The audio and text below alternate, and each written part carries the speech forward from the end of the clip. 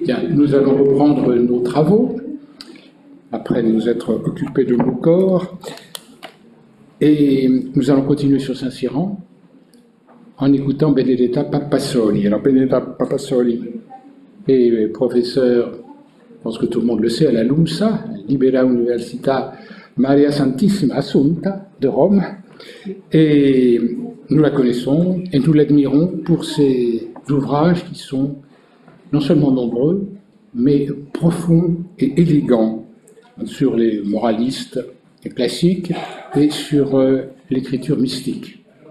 Et en particulier, évidemment, nous pensons à ces trois grands livres publiés chez Champion, Le fond du cœur, en 2000, sur les figures de l'intériorité, au XVIIe siècle, La mémoire du cœur, au XVIIe siècle, là c'était en 2008.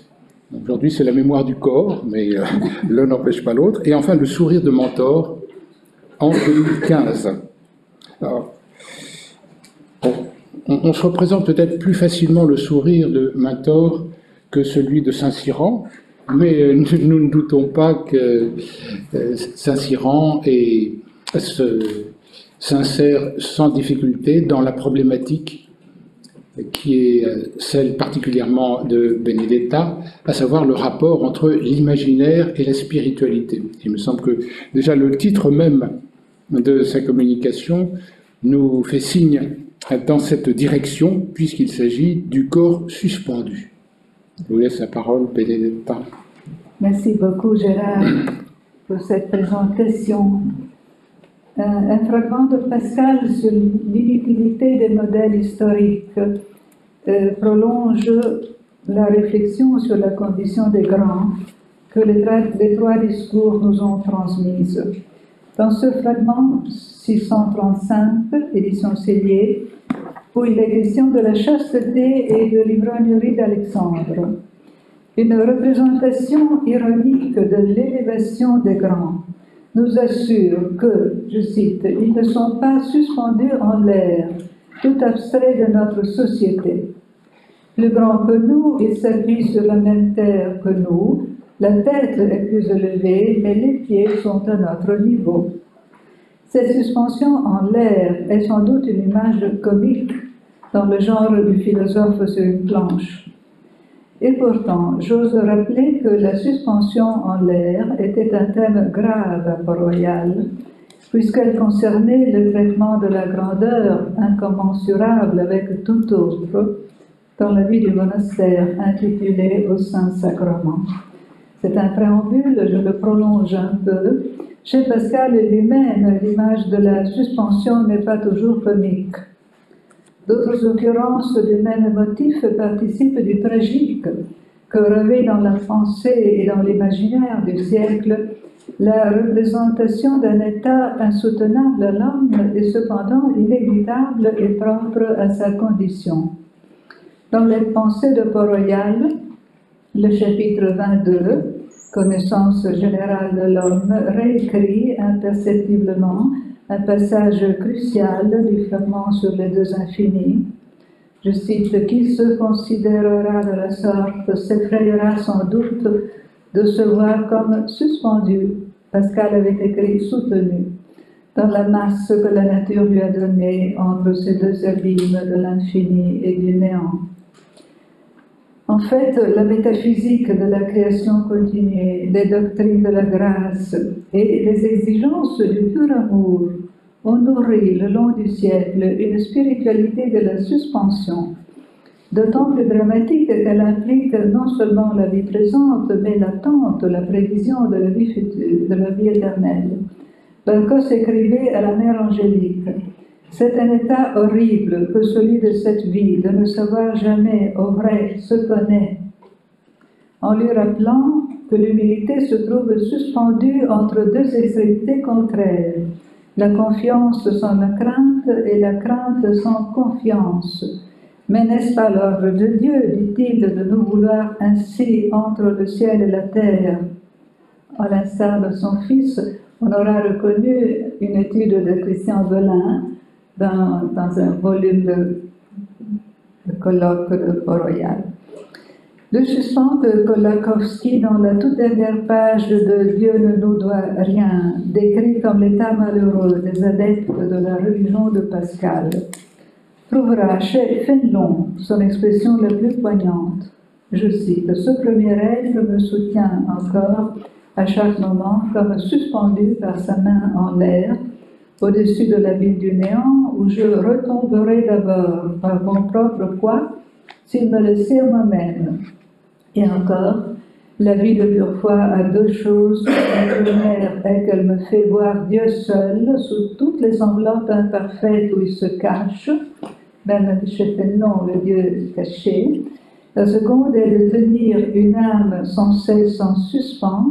On est toujours comme en l'air, sans pouvoir toucher du pied à terre.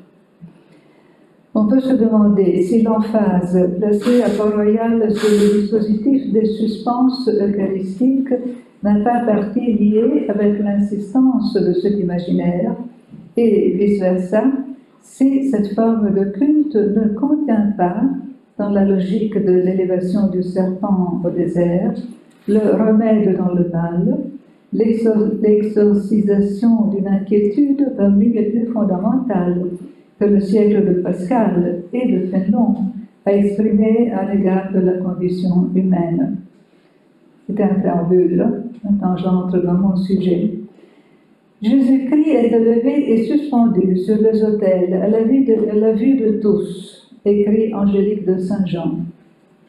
Le retrait du Dieu caché et l'ostension spectaculaire marquent également une pratique qui avait suscité en sa défense l'opuscule de Saint-Cyran, raison de la cérémonie et de la coutume ancienne de suspendre le Saint-Sacrement dans les églises au-dessus du grand autel. C'est le dernier des petits traités réunis dans la théologie familière et l'un des plus connus. Antoine Singlin en fait la paraphrase dans l'un de ses sermons. Pascal le cite expressément dans sa 16e provinciale, sa provinciale eucharistique. La dévotion eucharistique de l'âge de la Réforme catholique avait vu la diffusion du tabernacle et de plus en plus de l'ostensoir en forme de soleil, où le paradoxe de la visibilité du mystère éclate avec un primat baroque et romain de la lumière sur l'ombre, du rayonnement sur le retrait. L'ancienne tradition cistercienne et gallicane, peut-être d'origine orientale, de la suspension eucharistique convenait davantage au souci d'intériorisation d'une religion déprise du sensible, d'un regard adapté au clair-obscur et d'un espace liturgique austère, tel l'église de Port-Royal-des-Champs, où le retable de la scène de Philippe de Champaigne acheminé par l'image vers la contemplation de l'invisible, le Christ accomplissant le geste de la transsubstantiation, se trouvait exactement un acte avec le petit ciboire, dissimulé par un pavillon et pendant une crosse détachée, légèrement détachée du front du grand autel. Les religieuses de Port-Royal, n'ayant pas le droit d'exposer souvent l'hostie, c'est devant ce dispositif qu'avait lieu leur adoration habituelle. Une crosse, un ciboire, en partie voilée, se laisse entrevoir, tout le monde le sait, dans le petit chef-d'œuvre de Philippe de Champaigne, où un miracle eucharistique s'enfouit sous l'ordinaire d'une scène d'adoration. Dans le miracle de Sainte Julienne, une correspondance de signe à signe fait que l'Eucharistie qu'on ne voit pas donne son sens à ce qu'on voit.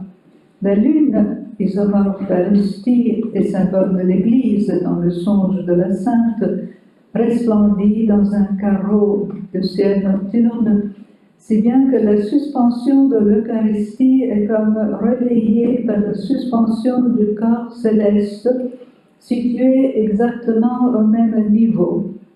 Là, on peut tracer une ligne. Aux yeux qui contemplent la scène n'évoque pas tant l'anecdote du miracle de Sainte Julienne, mais bien sûr le régime du sacrement et du symbole, l'universalité des signes.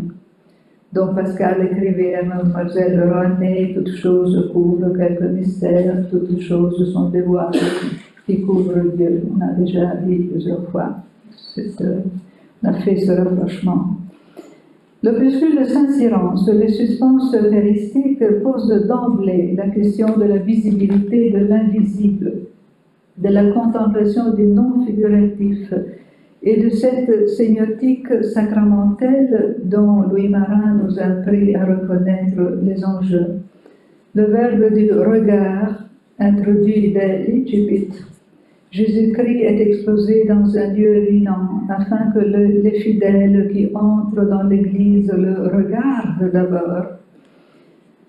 Ce verbe est un verbe de la foi plutôt que de la vision. Ce que les fidèles voient est en effet, je cite, le premier objet de leur foi. Mais si la foi fait voir, inversement, c'est la vue qui fait croire, je cite, et rien n'est si propre à réveiller notre foi que la vue de Jésus-Christ et de son sacré corps. Notons la littéralité de l'identification du sacrement au Christ lui-même, renforcée par cette idée de vue, si paradoxale face à la latens deitas. Dans l'écriture de Saint-Cyran, l'union du croire et du voir engendre des figures de personnification qui, faute de support sensible, tournent vers la rhétorique de l'évidence, l'évidencia. Je cite, « Il est là, comme une personne infiniment élevée par-dessus nous, pour recevoir nos adorations et nos hommages. Il y est comme dans un trône, et nous sommes à ses pieds et sur la terre, dans une condition infiniment rabaissée, au-dessous de la sienne. Ce qui est une évidence pour les croyants n'est toutefois qu'un signe à déchiffrer pour les ignorants qui se demandent, tels les Israélites face à la manne, qu'est-ce que cela? D'où la gradation des verbes par lesquels l'auteur accompagne le passage de la vue à l'intelligence. Il est donc en cet état, il est montré, il est représenté, signifié.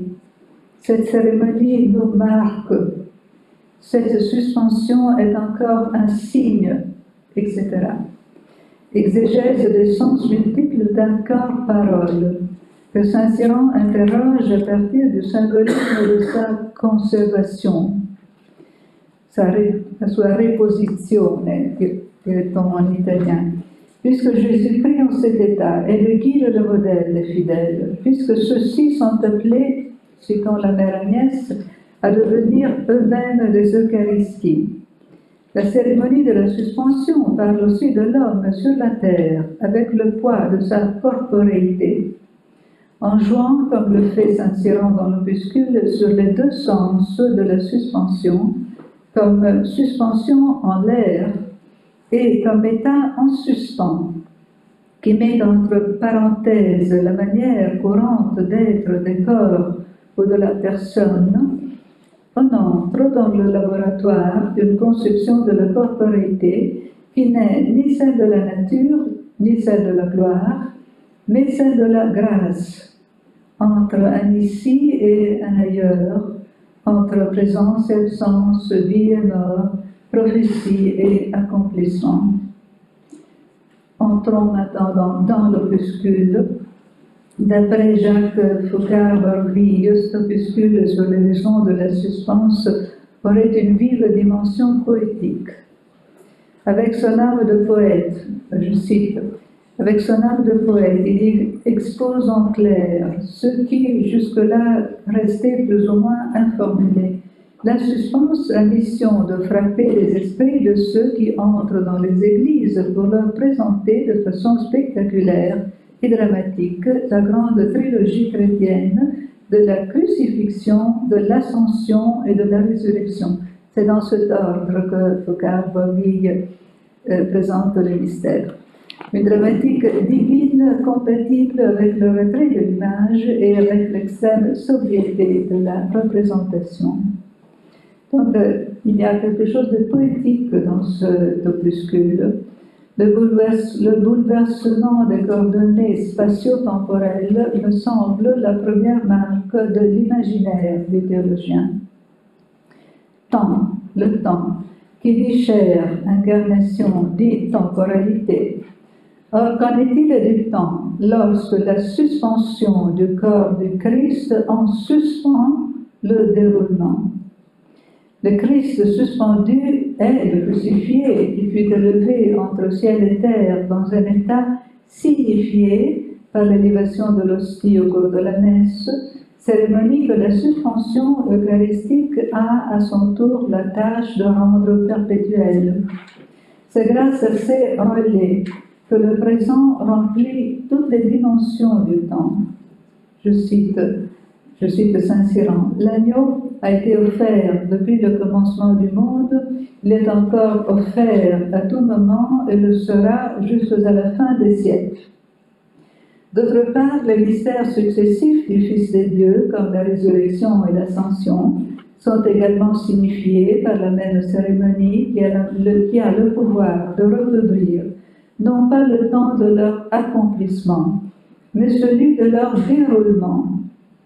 Je cite, « Cette suspension est encore un signe de son ascension, puisqu'elle nous le fait voir non comme monter au ciel, mais comme y montant et élevé au milieu de l'air, en la même manière qu'il parut aux apôtres. » Et dans un chapitre successif, cette même vision d'un état passant et voyageur du Christ dans ses mystères est appliquée à la résurrection. Il est là dans un état merveilleux, en partie comme ressuscité et en partie comme non ressuscité, tenant en quelque sorte de la condition rabaissée des corps terrestres. C'est le vrai état où il demeurera toujours jusqu'au jour du jugement. Cette contraction de la totalité du temps s'enrichit encore de la durée des 40 jours de la présence du Christ entre résurrection et ascension, dont la suspension sacramentelle est tout particulièrement figure. Elle l'est aussi de la Pentecôte, puisque le Christ est suspendu sur la tête des fidèles comme le furent les langues de feu du Saint-Esprit, et du second avènement du Fils de Dieu, considéré comme opérant déjà dans le mystère eucharistique. Car il se tiendra, je cite, « car il se tiendra au milieu de l'air et assemblera les aigles auprès de soi, c'est-à-dire les vrais fidèles, etc. » Dans une dernière mise en abîme, la suspension, sacrement dans le sacrement, est le signe privilégié de l'Eucharistie elle-même, dans laquelle toutes ces métamorphoses du temps humain convergent vers l'unité. Après le temps et l'espace, au milieu de l'air, le temps se fait espace, l'entre-deux, entre ciel et terre, l'espace fluide de la médiation est aussi le centre où tout temps. Ce centre dynamique, il attire à lui, il se caractérise comme lieu élevé et à la fois proche de la bassesse. Le ciboire pendant de la crosse invite à considérer la double direction, vers le haut et vers le bas, comme incurvé dans la forme de ce bâton de pasteur. L'imagination exégétique de Saint-Cyran est vraiment inépuisable. Alors, si cette crosse, ce sceptre royal, cette puissance de protection a un fondement solide qui ne craque pas jusqu'aux abîmes, comme dirait Pascal, c'est l'autel. Autrement dit, le corps du Christ, dans son état de mort et de sacrifice. C'est pourquoi Saint-Cyran insiste sur l'évocation paradoxale d'un corps qui se soutient par lui-même, ne touchant pas la terre, est un état de suspension où il n'y a plus que de l'air qui l'environne de tous côtés. Le corps se soutenant par lui-même a son lieu, non plus sur la terre, pas encore au ciel, mais dans l'esprit, que l'air signifie. Il n'est donc plus masse charnelle, mais corps spirituel et salutaire, grâce à l'air, esprit qui l'environne, le touche et le remplit dans l'acte d'une consécration perpétuelle, jusqu'à ce que l'ouvrage de sanctification soit accompli et le sacrement du corps du Christ je cite, disparaissent et s'envolent dans le ciel avec ses membres pour le jour du jugement. Peut-on soulever maintenant les rideaux du petit pavillon rouge et en pénétrer davantage les secrets? Le soir en forme de soleil est, on le sait, la dévotion la mieux accordée à l'omniprésence du symbolisme du soleil, portrait de Dieu au XVIe et XVIIe siècle. Cette iconisation d'un objet, l'oubli blanche entouré de rayons, suit un processus inverse au parcours sinueux d'intelligence de signes propre à l'opuscule de Saint-Cyran. Or, c'est au plus près du mystère du corps que cet imaginaire théologique manifeste sa subtilité. De quelle manière le corps du Christ est présent dans la suspension? Ici des membres, pour ainsi dire, dans une pluralité de symboles. Par sa position éminente, le Christ est suspendu. Le Christ suspendu est chef. Il est cœur par sa centralité, œil par sa protection pastorale. Il met en scène sa propre mort. La suspension, dit Saint-Cyran, est une marque évidente de sa mort, parce qu'elle nous montre son corps sans action et sans mouvement, et dans un repos qui est l'image de celui de la mort. Mais surtout, la suspension extérieure n'est que l'enveloppe, je cite, d'un grand nombre de suspensions admirables que Saint-Cyran explore jusqu'au sublime de l'abstraction. La gloire y retire sa puissance, comme un feu qui ne brûle pas. Une explosion de grâce a incendié le monde renonce à se produire. Le rapport entre substance et accident étant brisé dans le sacrement, je cite, les espèces sacramentales demeurent suspendues, puisqu'elles ne sont appuyées d'aucun sujet. Et le corps du Christ est également suspendu sous les espèces, les regardant, je cite, autour de lui, sans engagement et sans attache, avec une vertu et une force toute absolue et toute libre.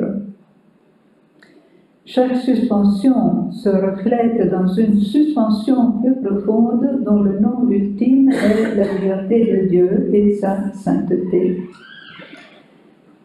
Plusieurs fois, l'opuscule revient sur l'exemplarité de la suspension eucharistique pour les fidèles, dans leur manière d'être dans le monde et tout particulièrement dans le corps. L'état de suspension en l'air, risible s'il est attribué au grand, redoutable s'il décrit la condition humaine et le lieu de l'homme dans l'infini, apparaît dans le discours du maître spirituel infiniment souhaitable et qui plus est possible, car il faut vivre au-dessus de la terre sans pouvoir entrer au ciel, mais le regardant toujours et demeurer, je cite, dans le désir et dans l'attente de ce bonheur. La suspension connaît ainsi des synonymes magnifiques: désir, attente, relevant du lexique de l'affectivité humaine et du substrat psychologique de la vie spirituelle.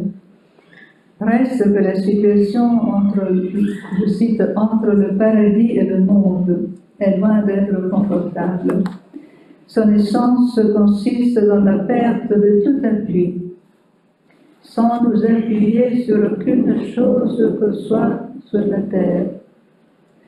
Et dans l'expérience d'un double éloignement du ciel par impuissance, de la terre par détachement, comme si on en était déjà séparés selon la chair. La spéculation théologique et métaphysique sur le Saint-Sacrement acquiert, une fois appliquée à l'homme, une densité poignante, au point que les fantasmes qui ont fait frémir Barthos, Pascal et Fénelon semblent passer également sur la page de Saint-Cyran. Partout des éloignements, des séparations, la solitude de cette volonté et de ce désir tendu vers l'ailleurs, et la seule douceur sensible de ce corps caché, qui est le gage de l'état des corps ressuscités, des corps capables enfin de se soutenir par leur propre vertu au milieu de l'air, devenus, je cite, subtils, forts et spirituels comme celui de Jésus-Christ. Dans le contexte du petit traité eucharistique, Saint Cyran semble considérer que la métaphore la plus proche de la résurrection est la lévitation. L'angélisme d'une ascèse monastique primitive, d'images de monastères perchés sur des rochers escarpés, le souvenir des saints stylites, tout cela pourrait faire surface dans la mémoire du maître spirituel et lui dicter les exigences absolues d'une manière d'être au monde qui se modèle non pas sur la scène, même pas sur le rite de la messe, mais sur la cérémonie si particulière de la suspension. Le point d'orgue de ce programme ascétique correspond à la note suprême de la christologie de l'opuscule. L'impensable, l'infigurable est donné comme règle de vie. Le Christ, image de Dieu, l'anthropologie ad imaginem, l'homme peint et gravé des traits du Sauveur, ces thèmes si familiers à Saint Cyran s'accomplissent dans une sorte de revirement. Puisque le corps du Christ est détaché des espèces qui l'entourent, et, je cite, comme tout recueilli en soi-même, il faut considérer les choses sensibles qui nous environnent de façon, je cite, qu'elles ne nous touchent point et qu'elles ne nous cachent pas notre être véritable. La leçon ultime de la suspension concerne aussi la sphère de la connaissance. Les choses basses ou élevées ne sont qu'un voile, non pas dans le sens pascalien, toutes choses sont des voiles qui couvrent Dieu, mais un peu comme à l'inverse. D'après Saint Cyran, toutes choses, je cite, couvrent ordinairement aux autres et à nous-mêmes ce que nous sommes devant Dieu. Si la perspective pascalienne allume la quête et le désir, le propos de Saint Cyran encourage, me semble-t-il, un repli ou un mouvement éperdu d'intériorisation. Ce n'est pas un hasard si l'analogie, l'être à l'image, s'établit cette fois entre le corps du Christ et le cœur de l'homme. Je cite, que le fond de nos cœurs en soit aussi détaché que le corps de Jésus-Christ l'est des accidents et des qualités sensibles qui le voilent. En accord avec l'anthropologie spirituelle fine et complexe que Saint Cyran développe dans l'un de ses opuscules inédits, ce que Ossibal a publié, selon laquelle le corps de l'homme intérieur commence à prendre vie dans le cœur.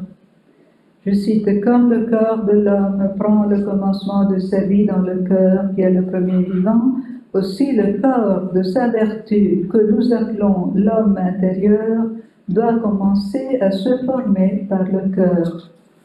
Car il y a un corps de l'homme intérieur, cet homme qui naît du cœur, lequel est à son tour, allant croire l'opuscule du cœur nouveau, le tendre enfant de l'âme. Il s'agit d'un corps voilé et méconnu, il s'agit du corps mystérieusement léger, qui se soutiendra un jour en l'air. En creusant de plus en plus entre l'être et la connaissance de soi la distance du symbole, Saint Cyran apporte une richesse visionnaire et une approche polycentrique à la problématique centrale à son époque pour tout discours sur l'homme des relations entre le corps et l'âme.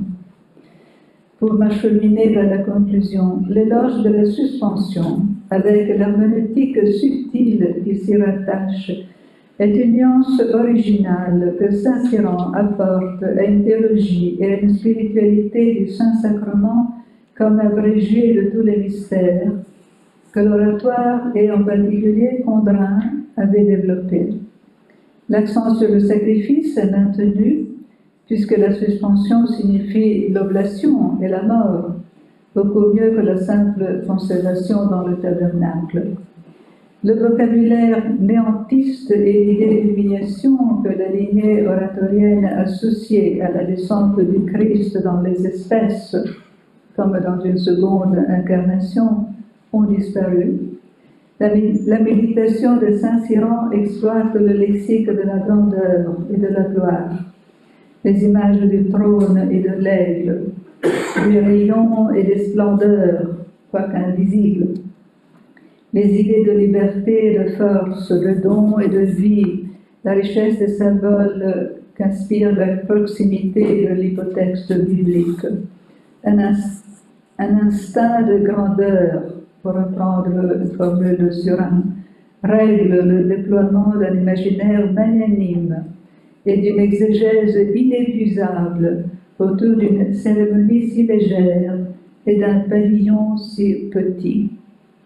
L'air et le voile sont ici les symboles dominants, ils se varient entre eux. Le voile qui cache en devient aussi un peu une voile hospitalière au souffle. Le geste suspendu, c'est-à-dire aussi rendu perpétuel, est celui de l'élévation et de l'envol. On peut souligner bien sûr la dimension pneumatique de la spiritualité de Saint-Cyran. On peut en noter le caractère de douceur. Le Saint-Esprit, à l'en croire le Père de Condrin, est le feu qui brûle la victime. Il est ici pour Saint-Cyran l'air qui l'entoure et la consacre. Et en général, on peut saisir la vertu euphémisante de cet élément aérien qui arrive à purger de toute angoisse l'une des représentations les plus inquiétantes de la physique de l'âme au XVIIe siècle. Dans cette représentation, le corps humain aspire à la apesanteur. Il l'espère, puisqu'il en a déjà la promesse. Certes, il serait difficile de concevoir une négation plus fine et plus totale des caractéristiques naturelles de la corporité, à partir de sa composition avec le sensible et de sa fonction de donner une figure à la personne. Et cependant, Saint-Cyran n'a pas reculé ailleurs devant les représentations réalistes qui font frémir, y compris le regard jeté sur cet intérieur hideux du corps qui fascine les prédicateurs baroques. Mais tout défiguré qu'il peut être, je cite, notre corps étant considéré séparé de notre âme, est l'image de notre âme, et étant considéré joint à notre âme, est l'image de Dieu. La sèche même semble ne pas s'appesantir sur le corps, elle concerne plutôt le fond du cœur. Le corps du cœur nouveau, le corps esprit, ami de l'air, né en l'état de sacrifice, infigurable et inconnu, participe d'ores et déjà à la gloire cachée, à l'implosion de splendeur de son chef, le Christ, lui-même aniconique dans son état voyageur sous les espèces et sous le petit pavillon, si bien que, selon Philippe de Champaigne, il faut en demander des nouvelles à la lune, légère dans le carreau du ciel nocturne. Je voudrais me demander, pour finir, si ce dépassement radical du corps, qui ne le dévalorise pas, et si cette fascination du suspens ne contribue pas à jeter un juste éclairage sur le refus et la fuite du monde propre à la religion de Port-Royal. Le désert ne serait-il pas par excellence le lieu de la suspension, le royaume de l'air, et somme toute un espace médiateur autant que séparateur? Il réunit paradoxalement le cachement et l'extrême visibilité. Il en devient un lieu de combat, comme le souligne Angélique de Saint-Jean. Je reviens à la citation que j'avais commencée. Jésus-Christ est élevé et suspendu sur les autels à la vue de tous. Et nous sommes maintenant exposés comme un spectacle à toute l'Église, aux anges et aux hommes. Mais le secret de la suspension est, si je cite Lucien Belin, est le statisme dynamique qui accueille et réoriente les contraires. Doit-on reconsidérer à sa lumière L'intelligence port-royaliste des seuils, le long renouvellement avant la communion, la lenteur des rites funèbres, avec la dévotion intense pour les dépouilles aimées, je pense au mémoire de Fontaine et au récit des funérailles du maître de Sassy. La fenêtre de Madame de Sablé ouverte sur le cœur de religieuse, la formule de vie si originale des solitaires, la tension entre archaïsme et modernité, les relations complexes entretenues avec les grands, ces grands qu'on s'imagine suspendus en l'air, mais qui, comme tous les hommes, doivent s'agenouiller pour apprendre à se soutenir. Je vous remercie.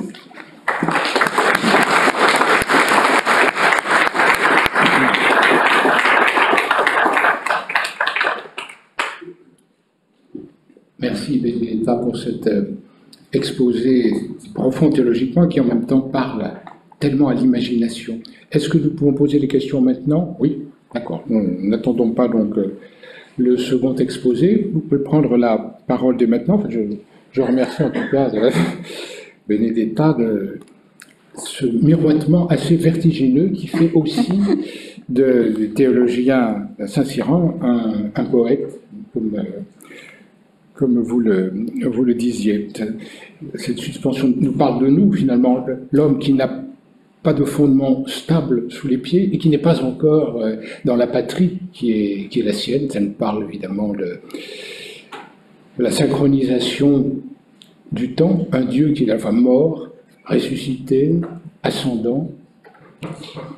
Ça nous parle aussi de la physique contemporaine, ça serait, enfin contemporaine de Pascal, je m'entends, puis ça nous parle d'anthropologie spirituelle, comme tu l'as très bien dit, le temps du désir et de l'attente, le temps qui est celui de la grâce, donc entre la nature et la gloire.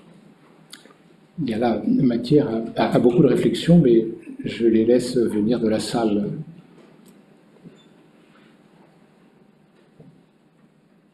Si elle ose s'élever à ces hauteurs.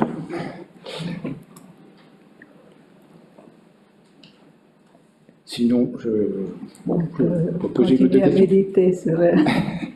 Dans l'idée de cet espace, oui, il y a une question, je vous en prie. Merci beaucoup pour votre présentation. Une simple question de contenu. Est-ce que dans sa grande imagination exégétique, justement, on trouve dans ce corpus-là ou dans notre article de Saint-Cyran un commentaire sur le fait que le Christ n'a nul endroit pour reposer la tête, qui irait aussi dans ce sens? En effet, je ne sais pas si dans le corpus entier de Saint-Cyran on trouve ça. Je vais faire une petite recherche. Ici, non. Ici, non. En effet, même si le Christ est bien sûr le crucifié, la suspension est aussi l'image de la passion. Mais, somme toute, c'est une représentation de la gloire. Une gloire immanente, disons, à la passion. Et je pense, vous vous souvenez des différentes représentations du crucifix au Moyen-Âge. Il y a le Christ avec la tête inclinée, et il y a le Christ avec les yeux ouverts, la tête qui est déjà en majesté, non? Et c'est une image qui précède l'autre du point de vue historique. Et dans l'opuscule de Saint-Cyran, je vois, là c'est un peu subjectif, je veux dire, c'est vertigineux, hein, on l'aura compris. J'ai supprimé plusieurs citations parce que c'est quelque chose de vraiment, c'est une lecture vertigineuse, mais j'ai l'impression que ce qui domine est plutôt cette gloire cachée, bien sûr, c'est une gloire cachée. Hein? On ne voit rien, mais ce que les yeux de la foi voient, c'est plutôt le Christ le crucifié en gloire. C'est ce que j'ai compris. Et Jésus au tombeau aussi, qui est le seul lieu où il se repose, Voilà. enfin. Et c'est le mystère le plus profond, d'après Pascal. Hein? Et oui, et sa sœur Jacqueline a écrit en effet une méditation sur le Christ au tombeau. Oui. Je crois que Thomas voulait poser une question.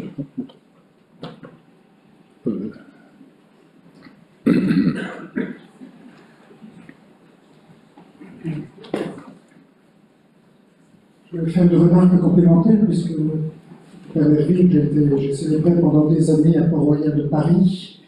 Voilà, et la suspension eucharistique était devant le tableau de Champagne de la Seine. Quand on regarde le tableau, le Christ désigne de sa main le pain eucharistique, le pain de la Seine, en ayant les yeux levés vers la suspension qui est là, donc les religieuses dans l'adoration regardent le Christ, qui désigne en fait d'une certaine manière le pain eucharistique comme le pain de la Seine. Voilà, ça me semble très important. Alors c'est vrai qu'il y a la dimension verticale, je dirais, de la descente, mais je pense qu'il y a aussi la dimension fraternelle en fait, du Christ qui rassemble du coup ses apôtres pour la Seine, et je pense que c'est aussi une dimension qui peut être à travailler. Voilà, mais je dis ça simplement comme remarque. Oui, non, merci beaucoup pour cette remarque.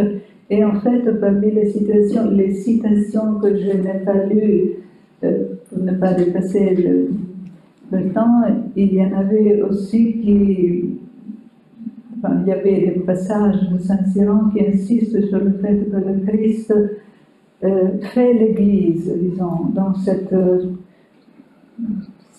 état de suspension. Il rassemble autour de lui les fidèles, et ces fidèles qui le suivront quand il s'envolera pour le jour du jugement. Mais en fait, cet état, ce lieu de silence, c'est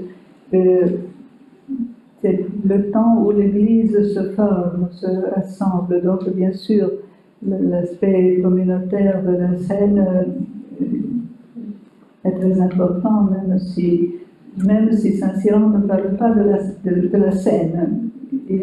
Effectivement, dans cet opuscule, il n'en parle pas. Mais le souvenir des lieux et c'est celle de Champagne, je crois, sont postérieures à Saint-Cyran. Mais ce qui est intéressant, c'est de voir aussi comment la fois, cet enseignement est intégré finalement dans la spiritualité eucharistique qui devient celle de Port-Royal.